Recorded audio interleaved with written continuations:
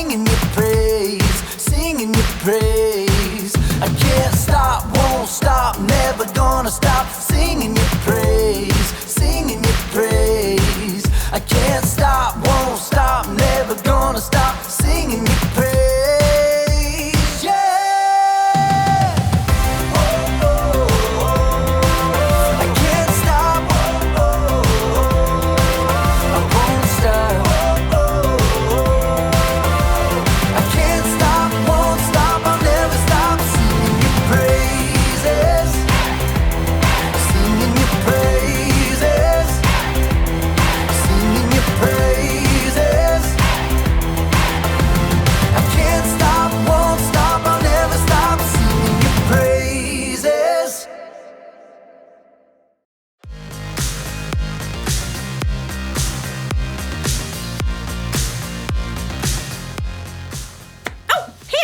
I'm Erica, and all month long we've been talking about commitment.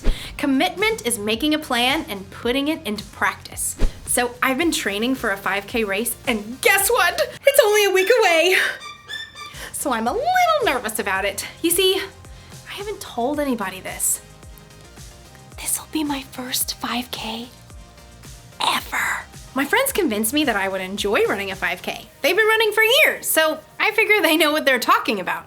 We're actually meeting up tomorrow to have a kind of pre-race get-together. I have so many questions to ask them. How long does it take to run a 5K? Will my legs hurt when the race is over? What exactly are we running from? So that should be fun. Or what if they get tired of all my questions? What if they ask me questions?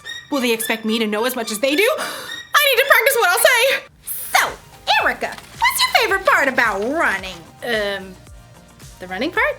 How many marathons have you run this year? This year? None. If you were running on a track headed west at 12 miles per hour and a train 127 miles away was traveling from the opposite direction at 84 miles per hour, at what part of the track would you and the train meet? I don't know. You don't know?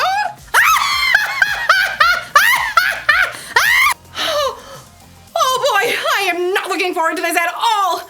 Maybe it'll be easier if I just stand against the wall somewhere and don't say anything. Hopefully today's story will help. It's about saying what's on your mind, even when you don't have all the answers. See you soon.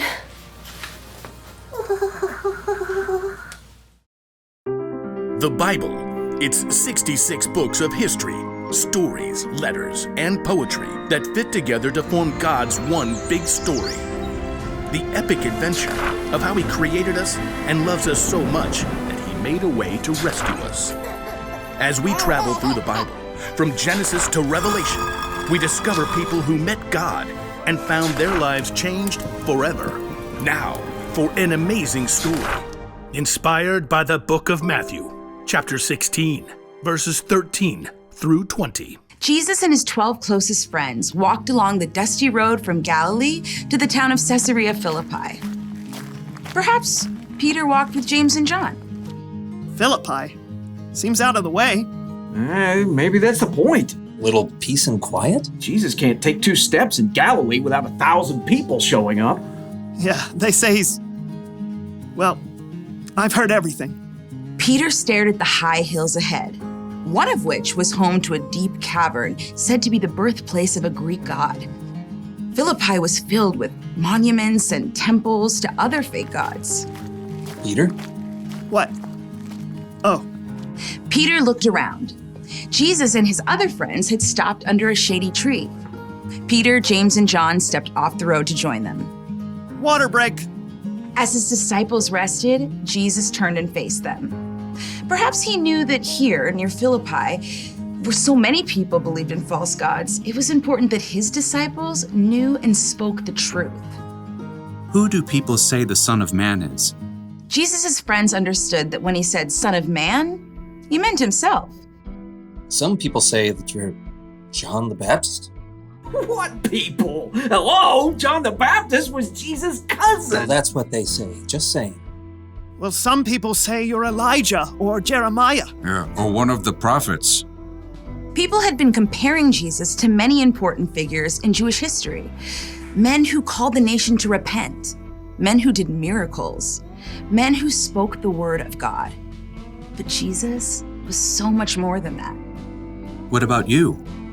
Who do you say that I am? As Jesus looked squarely at his disciples, they fidgeted.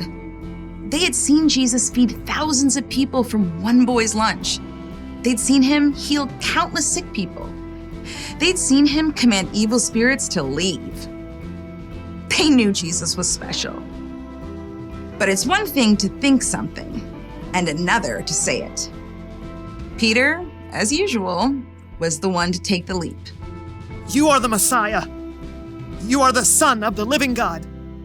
Jesus smiled. Blessed are you, Simon. No mere human showed this to you. My Father in heaven showed it to you.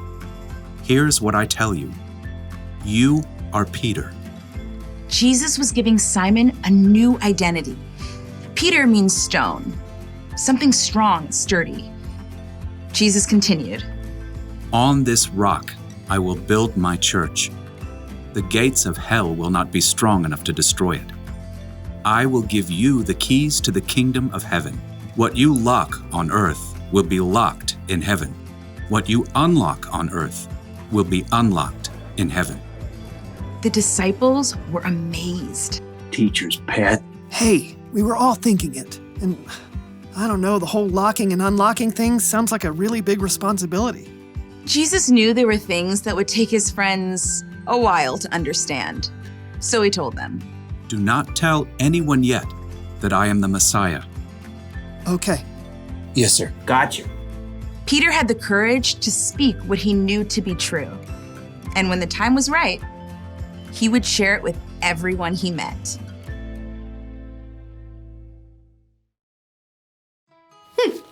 So Peter and the other disciples had a lot of questions. People had been wondering for months, years even, who Jesus really was. But it was important for the disciples not to just wonder about, but to talk about it. So Jesus asked, "Who do you say that I am?" Even though they all had thoughts about who Jesus was, Peter was the only one who had the courage to say what he was thinking out loud. Sometimes it can be scary to talk about what you believe about God with other people. What if you have questions? What if people ask you questions? What if there's something you don't know? Well, I've got some good news for you. No one you talk to has all the answers. A lot of people even have the same questions you do. That's why it's important to practice talking about God. Sometimes it helps to say something out loud to really know what you believe. And sometimes you can learn something new from someone else. So, don't be afraid to get a conversation started. You got a few minutes? I have some questions. Me too! I'm glad I'm not the only one. So, when you're excited about something God has done for you in your life, share it with someone out loud. And when you aren't sure about something, ask your small group leader or someone you know who follows Jesus for wisdom. Together, we can help each other understand what God has done in the past and what he's doing in our lives right now. Here's the one thing to remember today. Practice talking about God. If you have questions, ask. And if you don't know something, say so. And if you think you know an answer, have the courage to say what you're thinking out loud. So, what do you want to talk about? What I always want to talk about. Stuff. Oh, I get it. Because you're a stuffed animal? Yeah, get it? Because I'm made out of stuff! Okay, I'll go back in my corner. Yeah.